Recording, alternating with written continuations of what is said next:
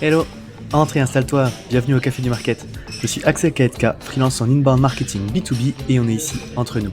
Alors prends le temps d'une petite pause et débrief avec nous les méthodes de base comme les dernières tendances en marketing en compagnie des meilleurs experts du sujet. Inbound marketing, demand gen, création de contenu, branding, SEO, tout va y passer pour que tu puisses reproduire chez toi ce qui marche le mieux pour les autres. Si le podcast te plaît, n'hésite pas à le partager à tes collègues en me taguant sur LinkedIn ou en laissant 5 étoiles sur Apple Podcast ou Spotify. Et maintenant, détends-toi, prends ta boisson préférée et surtout, si tu entends des discussions intéressantes, serre-toi, c'est offert par la maison.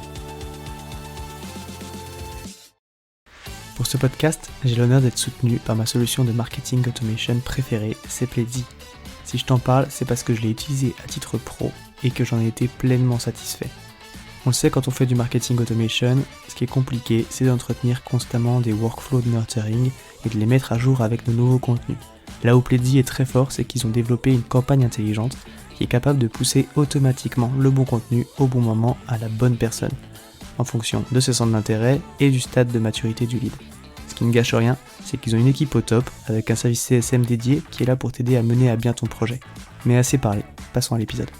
Bonjour à toutes et à tous et bienvenue au Café du Market. En ce moment, on le constate un peu tous, il y a une grosse tendance autour du freelancing et de l'indépendance. On est régulièrement questionné sur ces sujets-là, comment se lancer, c'est quoi les enjeux, comment on trouve les clients, comment on se price, et je reçois aussi beaucoup de questions sur LinkedIn. Donc on a déjà fait un précédent épisode avec Cédric Costa sur le sujet, et je reviens aujourd'hui aussi pour partager des bonnes pratiques par rapport à ça, avec Alessandra Leroux, qui est CEO chez Bloomco, et qui va nous partager aussi un petit peu son retour d'expérience sur c'est quoi les bonnes pratiques pour se lancer comme il faut. Bonjour Alessandra. Bonjour Axel. Écoute, c'est un plaisir de t'avoir sur le podcast pour passer de ce sujet-là, parce que c'est un vrai sujet qui concerne aussi pas mal de monde et il y a une vraie tendance autour de ça, il y a une vraie mouvance. C'est sûr que les entreprises, il y a un besoin, il y a une demande et puis il y a aussi une volonté des salariés, on va dire peut-être aussi de trouver un peu plus d'indépendance. Par contre, faut pas se leurrer aussi, c'est pas facile, c'est pas magique, même si il y a des belles histoires qui sont racontées sur LinkedIn, ça demande quand même un peu de préparation et d'aborder le sujet comme il faut pour pas se planter. Et donc, je suis ravi de pouvoir parler un petit peu de ça avec toi. Ravie également d'être ici. Est-ce que tu peux du coup peut-être te présenter en quelques mots, s'il te plaît, pour qu'on comprenne aussi pourquoi tu es là pour parler de ça? Oui, bien sûr.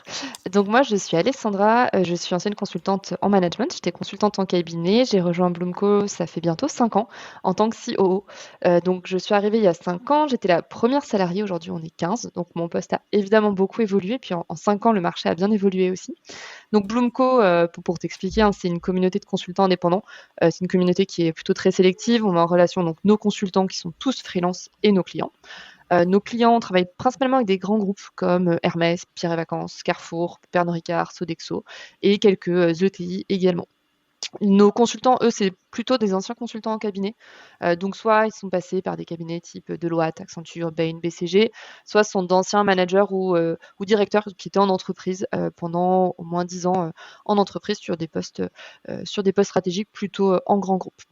Voilà pour me présenter puis te présenter un petit peu ce que je fais chez Bloomco. OK, très cool, ouais. Et du coup, c'est effectivement cette composante grand groupe, on va voir aussi parce que c'est vrai qu'on a tendance toujours à imaginer, enfin, on a tendance à imaginer. C'est vrai que sur LinkedIn, en tout cas, la communauté freelance qui est très active, c'est quand même beaucoup aussi de gens qui travaillent avec des startups et des PME, mais il y a un vrai aspect freelancing et consultant aussi dans les grands groupes, et donc on en parlera un petit peu après. Pour rentrer dans le vif du sujet, je le disais, moi je le vois parce que je reçois plein de questions aussi sur c'est quoi le passage de salarié à indé, comment on le gère, comment on structure son offre, comment on trouve des clients et tout. Donc je te propose qu'on passe ces sujets un petit peu un par un. Déjà, à quoi ça ressemble la vie de marketeur indépendant, de ce que tu vois? C'est quoi aussi les différentes façons un petit peu d'accompagner un client? En fait, la vie d'un marketeur indépendant, ça va être très variable puisque l'intérêt d'être freelance, c'est aussi de pouvoir choisir un peu son mode de vie, son mode de travail, ses missions. Mais globalement, on pourrait scinder un petit peu, les freelances en 2 catégories entre guillemets. D'un côté, des freelances qui vont travailler plutôt avec des startups, des PME sur des missions ponctuelles, sur des missions à temps partiel. Donc voilà, tu parlais de l'épisode avec Cédric Costa qui était super intéressant, que j'ai écouté, où c'est plutôt son mode d'intervention. Si je comprends bien, c'est plutôt ton mode d'intervention aussi. Mmh. Et puis d'autre côté, des freelances qui vont travailler plutôt avec des grands groupes sur des missions, plus longues en général. Les 2 sont évidemment, pas opposés, ça peut être complémentaire. On peut faire les 2, on peut, passer, d'un mode d'intervention à l'autre au cours de sa vie de freelance. Mais globalement, voilà, pour l'analyse, ça peut être intéressant de considérer ces 2 types d'interventions. Et donc, comme je le disais, moi, je vais plutôt te parler de du deuxième mode d'intervention parce que c'est ce que je connais. C'est chez Bloomco, on travaille avec des consultants plutôt des profils consultants indépendants que freelance, bon, ce qui est une population spécifique, entre guillemets, parmi les freelances. Pour te donner un ordre d'idée, on est sur des TJM autour de 700 euros en général. Et Mhm. donc, avec un fonctionnement plutôt en mode mission, c'est rare que nos consultants ils aient plus de 2 clients en parallèle. Ok. Et donc principalement sur des ETI ou des grands groupes. Donc chez Bloomco, la vie d'un consultant indépendant en marketing, ça va être finalement assez proche de ce qu'on pourrait avoir en termes de mission que si on était consultant en cabinet ou bien si on était salarié chez le client, mais avec la flexibilité et les avantages du freelancing. Peut-être pour te donner quelques exemples qui vont être un peu plus parlants sur les projets que nos consultants ont récemment accompagnés. Par exemple, on a une de nos consultantes qui accompagne Citadium, qui fait partie du groupe Printemps que tu dois Mhm. connaître, Mhm. sur toute la définition et le lancement du premier programme de fidélité. Donc ça, c'était une mission de plus d'1 an à temps plein, par exemple, qu'elle Ok. a faite. Depuis 2 ans, on accompagne un acteur de la grande distribution pour le lancement d'innovation e-commerce, donc tout ce qui va être innovation autour du drive, du site e-commerce, des produits en vrac, etc., accessibles via le e-commerce. Donc ça, pareil, en mission long terme de 2 ans. Concrètement, c'est une mission qui aurait pu être internalisée s'ils avaient eu les compétences en externe. Ça ne veut pas dire que le consultant a un job de salarié, hein, mais c'est plus en termes de contenu de mission. Mhm. Et dernier exemple, cette fois, c'était plus une mission au forfait. Une de nos consultantes qui a réalisé tout l'audit de la stratégie marketing digitale d'une ETI dans le secteur des cosmétiques. Et là, c'était une mission d'1 mois à temps plein. Donc une mission au forfait. Voilà pour te donner quelques exemples sur les projets qui peuvent être accompagnés et sur les types de projets qu'on retrouve dans des grands groupes ou des ETI. Ok. Ouais, c'est intéressant, comme tu dis, effectivement, dans les grands. Bah, enfin, on en parlait avec Cédric qui a fait référence, et c'est vrai que, enfin, moi, je travaille essentiellement, par exemple, avec des petites boîtes, des startups ou des PME où il n'y a pas de marketing, c'est du early stage. Donc, c'est vrai qu'au début, moi, je travaillais beaucoup au projet, sur des missions assez courtes, sur un petit spectre pour mettre en place des trucs. Euh, Petit à petit, quand même, tu vois, c'est possible aussi d'avoir des missions à long cours sur ce type de clients-là, parce que moi, j'ai un ou deux clients avec qui j'ai travaillé un jour par mois, par semaine, pardon, sur plusieurs mois. Donc ça existe aussi. Par contre, quand tu le distingues vraiment dans les grands groupes quand même, où au final, c'est quand même des missions généralement plus longues, quasi à temps plein au final, parce que aussi les budgets sont peut-être plus importants par rapport au taux et aux missions qui sont faites, quoi. Donc c'est ok, intéressant. Donc on va se consacrer un petit peu plus du coup sur cet aspect-là, effectivement, comment travailler avec des grands groupes quand on est indépendant dans la suite de l'épisode. Le gros sujet, enfin un des gros sujets sur lesquels on se questionne aussi quand on voit le format de mission qu'on peut avoir, très rapidement aussi, c'est comment est-ce qu'on définit son pricing. Tu as parlé plusieurs fois de TJM, donc tu es sur des TJM qui sont en plus assez élevés. C'est quoi la méthode un petit peu que tu constates, aussi pour définir un petit peu ce sujet-là? Non, c'est un vrai sujet et c'est un sujet, je pense qu'il faut vraiment anticiper. J'ai beaucoup de consultants indépendants que je rencontre qui se lancent, et qui se posent la question après. Pour moi, sur ça, avant de se lancer, faut combiner 2 approches, enfin, faut confronter même 2 approches et donc encore une fois, à faire impérativement avant de se lancer. Donc la première approche, ça va être de déterminer: j'ai besoin de combien d'argent pour vivre tous les mois concrètement? Est-ce Mmh. que j'ai 2 enfants? Est-ce que qu'est-ce que j'ai en termes de charges? De quoi j'ai besoin en termes de chiffres? Donc à partir de là, on va déterminer son chiffre d'affaires. Donc globalement, pour être serein, ce que je recommande, c'est de faire x2 entre, voilà, si je veux gagner 80 000 euros bruts par an, je fais x2, ça veut dire que j'ai besoin de 160 000 euros de chiffre d'affaires. C'est très variable après en termes de charges selon le statut qu'on choisit. On peut choisir d'être en auto-entrepreneur, d'être en portage salarial, de créer une SASU, etc. Je ne rentrerai pas dans le détail là maintenant parce que c'est pas mon expertise. Je ne vais pas commencer à donner des conseils comptables. Mais voilà, si vous faites x2, ça vous donne déjà un ordre d'idée. Et après, je vous invite évidemment à vous pencher à tête reposée sur ces sujets. Donc, admettons, je souhaite gagner 80 000 euros bruts par an, ça fait que je dois faire 160 000 euros de chiffre d'affaires. Si je facture 180 jours dans l'année, ce qui est plutôt pas mal, hein, si je me lance 180 jours, c'est même une moyenne plutôt très haute. Donc 160 000 divisé par 180, ça veut dire que je dois facturer 890 euros par jour si je veux avoir un salaire annuel brut de 80 000 euros. Je j'ai pas fait ça de tête, hein, j'ai noté les chiffres avant l'épisode, je te rassure. C'est clair. Euh, donc ça, c'est la première approche. Et en fait, il faut la confronter au marché. Parce qu'une fois que j'ai fait ça, bah, est-ce que je vaux 890 euros par jour? Et est-ce que je vais pouvoir facturer 180 jours dans l'année, en fait? Mmh. Donc, il faut la confronter au marché. Et là, bah, ça va être important de se rapprocher d'autres freelances pour en parler, pour comparer. De communautés comme Bloomco, justement, comme Bloomco ou d'autres communautés d'ailleurs, hein, parce que je parle de Bloomco parce que j'y travaille évidemment, mais il existe énormément de communautés de freelance. Toutes ne sont pas faites pour tous les freelances. Chez Bloomco, je vous l'ai dit, on est sélectif parce que l'idée c'est d'intégrer dans la communauté des consultants auxquels on va pouvoir proposer des missions. Donc regardez aussi auprès d'autres communautés qui seraient peut-être plus adaptées à votre profil. Et par exemple, Malte aussi, c'est intéressant Mmh. parce que Malte, la plateforme, elle est ouverte. Donc en fait, on peut aller voir tous les profils des consultants et voir les TGM qui sont indiqués. Alors, à prendre avec des pincettes, parce que c'est pas parce on indique un TGM sur Malte que c'est le TGM qu'on facture vraiment. Donc, TGM, je sais pas si je l'ai dit d'ailleurs, c'est taux journalier. Mmh. Euh, voilà, si tout le monde n'est pas à l'aise avec ce vocabulaire-là. Donc ça va être vraiment important donc, de confronter cette approche. Et donc, une fois qu'on a confronté ces deux approches, on peut décider si ça vaut le coup ou non de se lancer.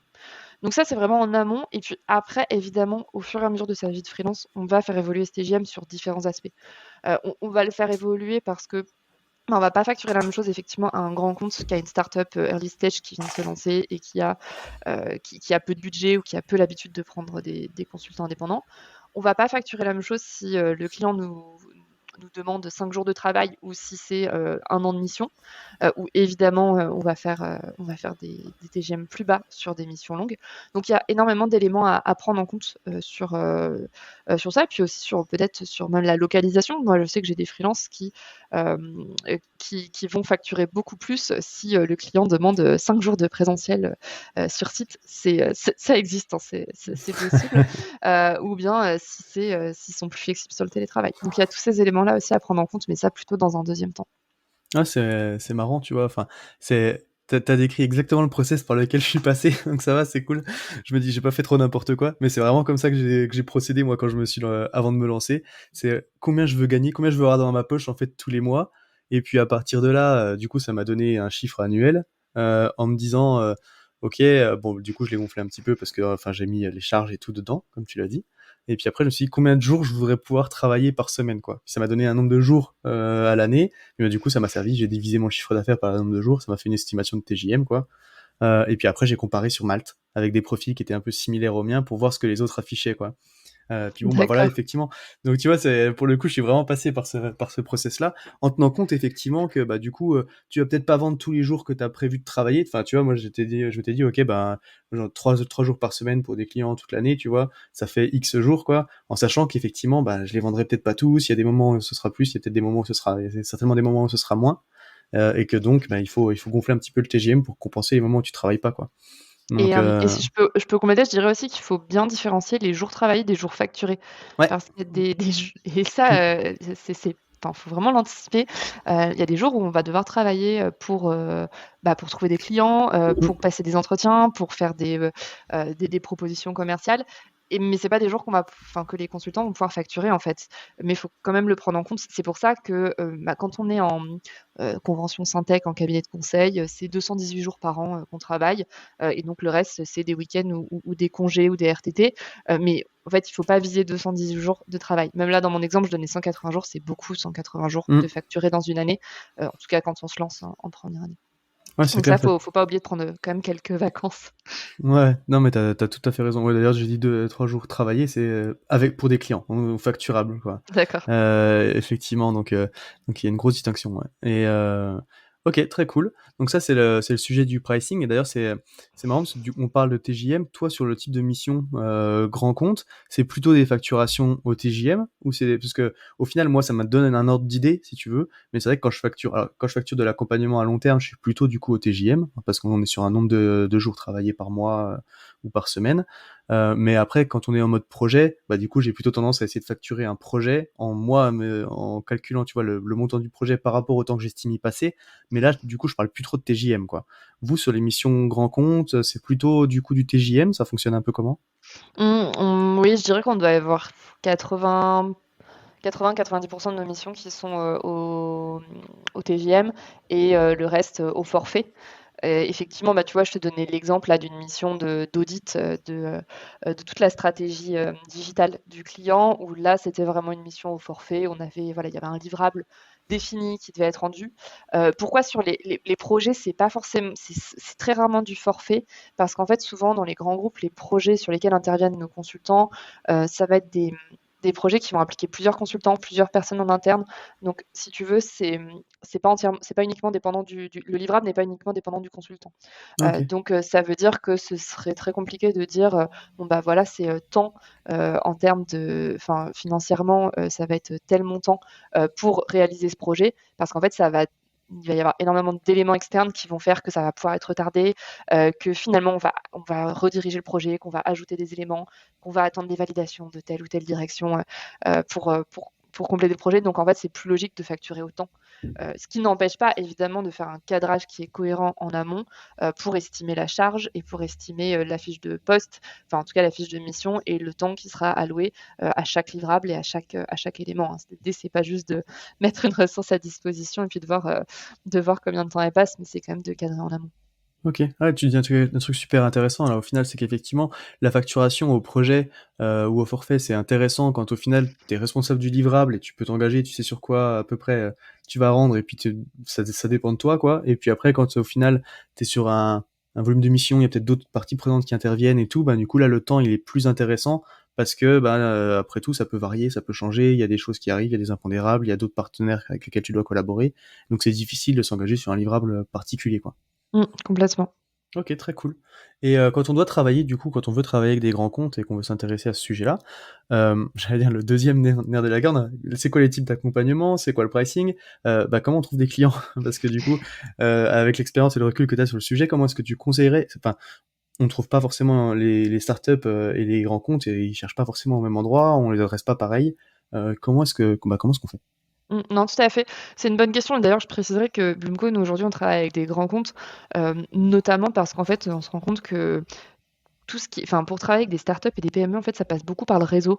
C'est beaucoup, connaître les bonnes personnes et nous, d'ailleurs, on a quelques clients, startups et PME et je pense que 100 des clients startups et PME qu'on a, c'est via notre réseau. Alors que sur les grands comptes, c'est beaucoup de démarchage commercial qu'on a fait, hein, ce que notre équipe commerciale a fait ou alors eux qui sont venus vers nous. Pourquoi je dis ça? Parce que c'est vrai que du coup, ça va pas être les mêmes stratégies et ce qu'il faut savoir, c'est que ces dernières années, en fait, les grands groupes, ils ont fait de plus en plus appel à des freelances. Donc ça, c'est bien, ils se sont vraiment démocratisés sur ça alors que, il y a encore, 5 ans quand je suis arrivée chez Blumco, c'était enfin la 1re phase quand on rencontrait un client, c'était de lui expliquer ce qu'était un freelance et l'intérêt de travailler avec un freelance, et la 2e phase, c'était de le convaincre de travailler avec nous.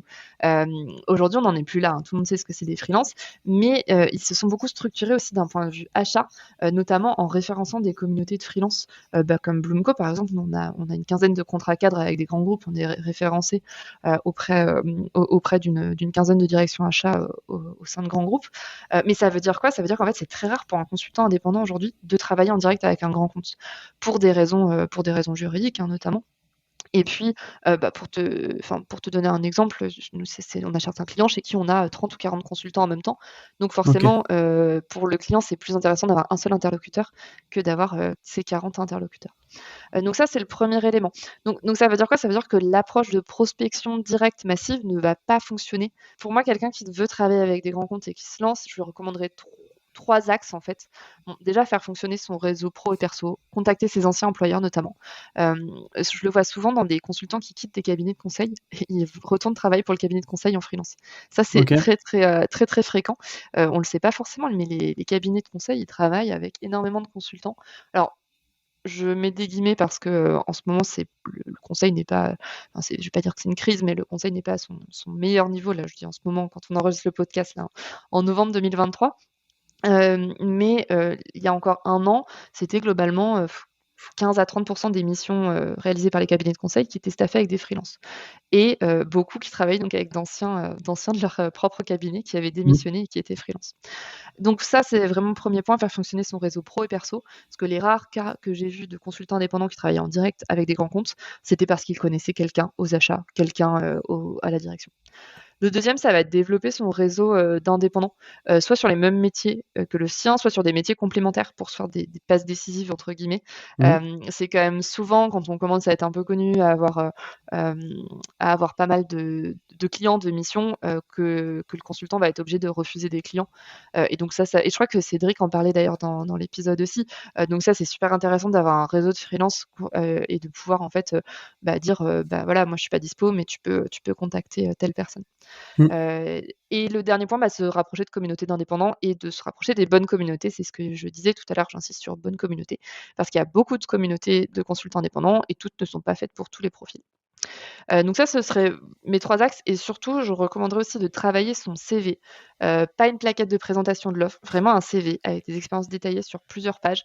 Je pense encore plus dans les grands groupes, ils sont quand même très attachés, notamment parce que du coup, dans les grands groupes, ça va passer par les directions achats ou par les directions RH, qui vont faire parfois un premier filtre sur CV. Ils sont vraiment attachés, sur le CV classique. Moi, ce que je recommande, c'est d'avoir en première page un CV classique et sur les pages suivantes, le détail des expériences. Il ne faut pas hésiter à avoir plusieurs pages de CV quand on est freelance parce que justement, ça fait office de plaquette commerciale en fait.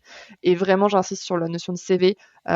J'ai vu trop souvent des consultants qui passaient un temps fou à créer des plaquettes commerciales et finalement, on comprenait pas et on avait du mal en fait à comprendre le parcours du consultant alors que, en tout cas sur ce type de mission et sur ce type de client, c'est la personne avec laquelle on va travailler qui est importante et pas l'offre en tant que telle. OK. C'est marrant parce que du coup, alors effectivement, je te rejoins tout à fait sur les premiers points que tu mets en avant parce que comme tu l'as dit, on en parlait avec Cédric, le réseau pour moi c'est le premier levier. C'est par là que j'ai le plus de missions, tu vois, je pense sur le chiffre d'affaires. Donc c'est évidemment le premier truc à faire, quoi, et le premier truc à travailler.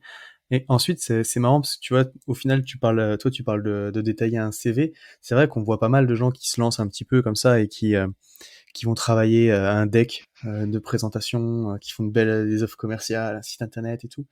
Moi, le premier, hein, j'ai fait ça. J'ai commencé par faire un site internet, je pense, parce que j'avoue que j'aime bien. Les beaux logos, les trucs, ça m'a jamais servi la première année. Le site internet aujourd'hui, moi ça me sert parce que dessus il y a le podcast, il y a la newsletter et machin, donc il y a tout le contenu que je crée autour. Euh, mais, euh, mais pas du tout besoin de ça pour trouver les premières missions, quoi. Toi, du coup, tu travailles sur les grands groupes, tu dis que c'est vraiment un CV détaillé au final qui fait office de présentation commerciale entre guillemets et qui va faire le premier filtre, quoi. Ouais, parce qu'en fait, il y a plusieurs raisons à ça, mais même moi, si tu veux, hem, quand je reçois des CV de consultants, en fait, c'est beaucoup plus facile quand tu as un CV parce que tu as l'habitude. Donc du coup, en 30 secondes, OK, tu as compris le parcours de la personne. Quand tu reçois une plaquette commerciale, déjà, tu vas passer un temps fou à te demander: «OK, donc elle dit qu'elle sait faire ça, ça, ça, mais est-ce qu'elle l'a déjà fait? OK, elle met des exemples de missions, mais c'était des missions en freelance, en CDI, ça durait combien de temps?» Et donc je trouve qu'en fait, tu as un «effort intellectuel» entre guillemets à faire, qui est pas le même. Après, je pense que c'est pas adapté encore une fois à tous les profils et c'est peut-être pas tous les clients sont peut-être pas, alignés avec moi là-dessus. J'avais mes premiers haters sur LinkedIn, c'était des personnes qui m'avaient dit que c'était n'importe quoi de faire un CV quand on était freelance, que c'était pas pour ça qu'on devenait freelance. Mais donc en tout cas, quand on veut se positionner en tant que consultant indépendant et vendre des missions de conseil, c'est soi qu'on va vendre en fait. Donc effectivement, pour moi, c'est pour se vendre soi-même, il faut qu'on dise: «Bah, voilà pourquoi je suis pertinent, parce que j'ai fait 5 ans dans cette entreprise, 5 ans dans cette entreprise, que je suis freelance et que je sais faire ça, ça, ça». Et en fait, le CV, c'est vraiment, pour moi l'élément qui va permettre de simplifier la vie au lecteur en face. Et ça n'empêche pas de mettre, en fait, sur les pages suivantes, le détail des projets qu'on a fait. Au Mmh. contraire, c'est pour ça que j'insiste vraiment sur cette dualité. Première page, c'est voilà mon parcours, voilà mon CV. Page suivante, c'est voilà ce que j'ai fait et en détail tous les projets que j'ai réalisés. Ce qui peut Ok. rejoindre finalement une plaquette commerciale, mais avec, la notion du parcours en 1er.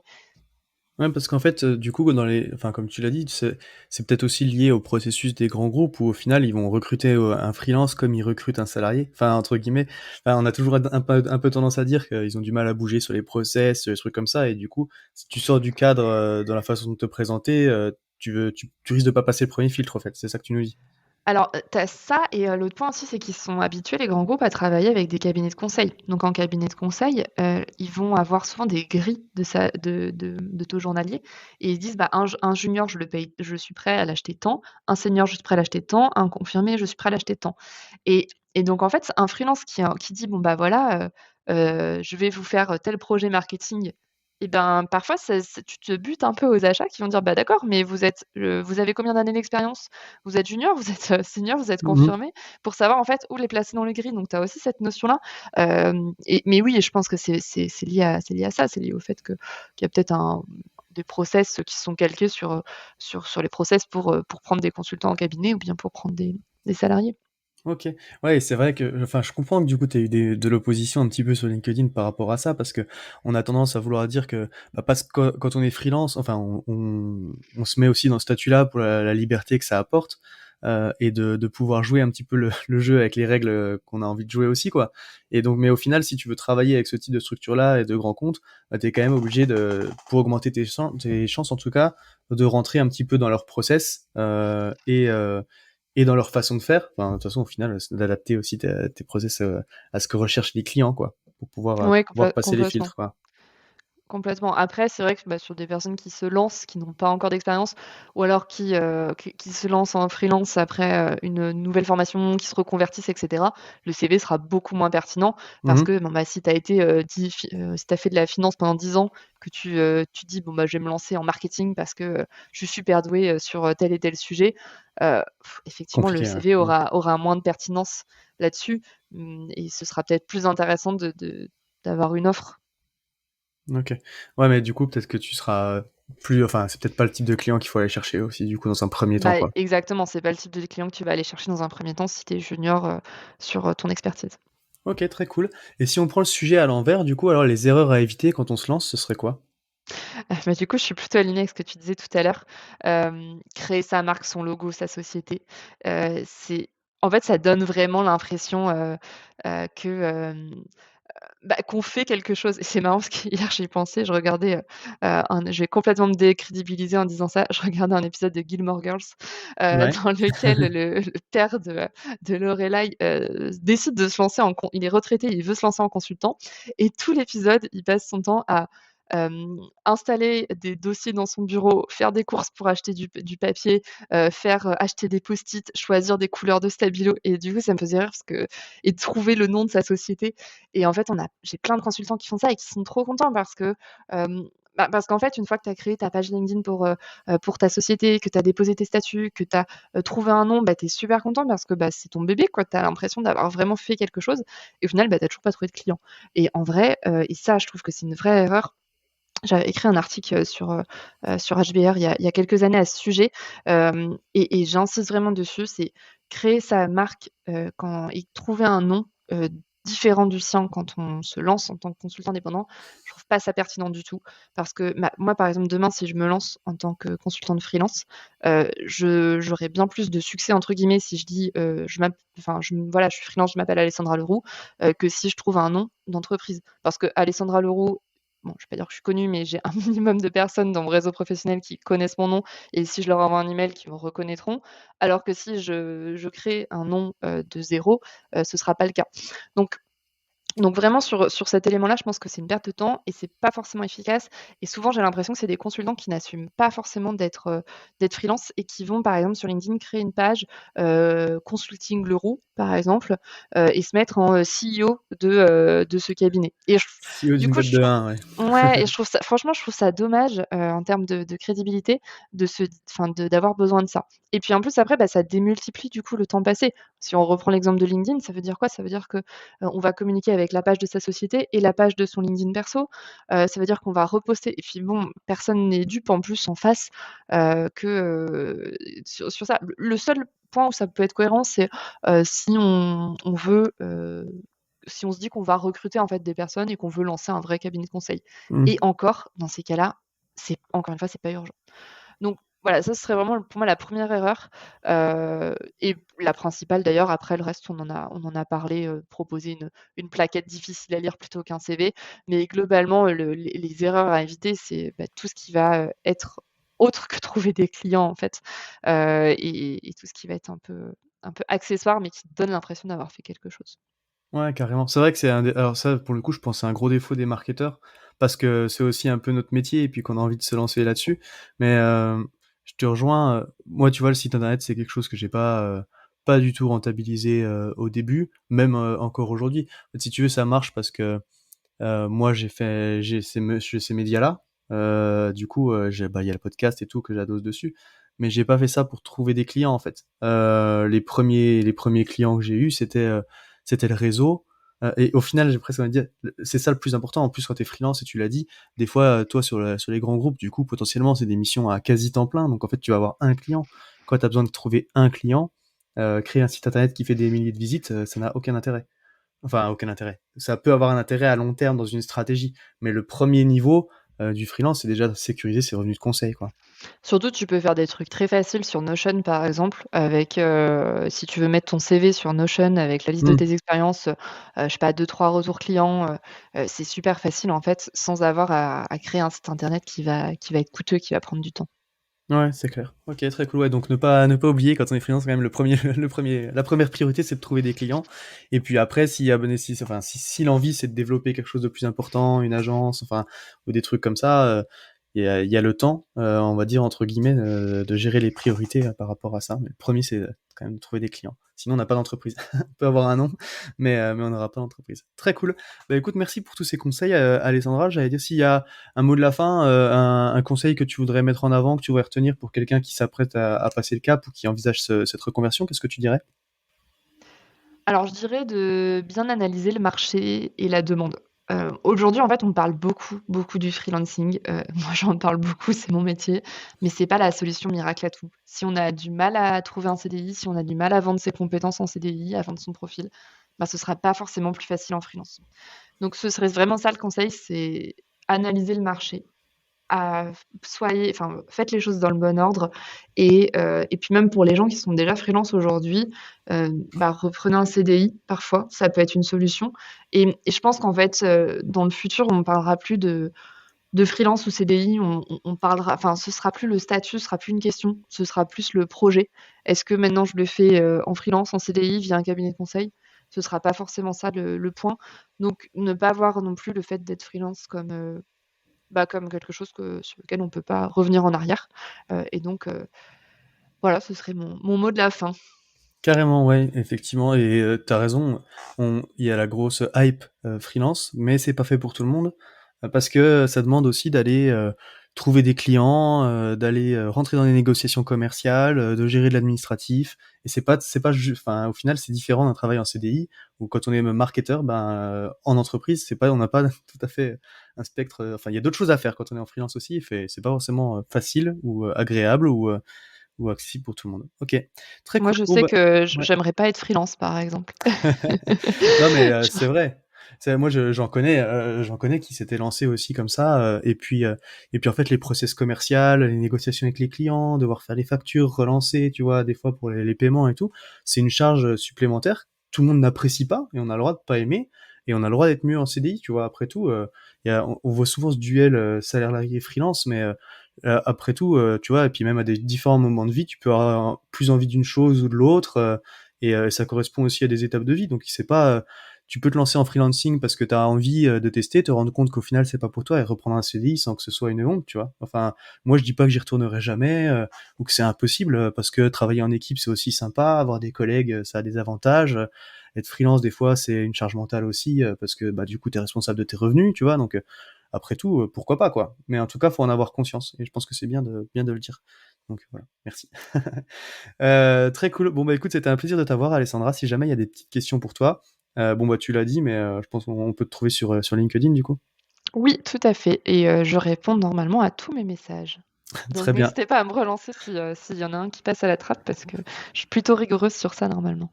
carrément. Bon bah écoute, ça on enverra la police de LinkedIn si jamais. Merci pour tout, et puis bon bah du coup, je te souhaite une bonne journée. Merci à toi, bonne journée. Salut. À tous ceux qui ont tenu jusqu'ici, déjà merci beaucoup, et j'imagine que le sujet vous a plu. Donc n'hésitez pas à envoyer de bonnes ondes à notre invité. Pour ceux qui le souhaitent, le meilleur moyen de soutenir le podcast, ça reste d'en parler autour de vous et de laisser 5 étoiles sur ta plateforme d'écoute préférée. Je compte sur toi. Dans tous les cas, à bientôt pour un prochain rendez-vous au Café du Market.